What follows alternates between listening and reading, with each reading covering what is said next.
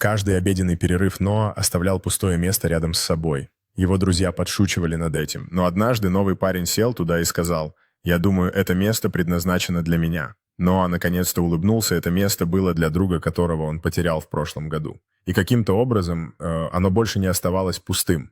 После этого дня Ноа и Алекс начали общаться. Они делились историями о своих жизнях, и вскоре между ними завязалась крепкая дружба. Хотя место по-прежнему напоминало ему о потере, оно теперь было наполнено новой радостью.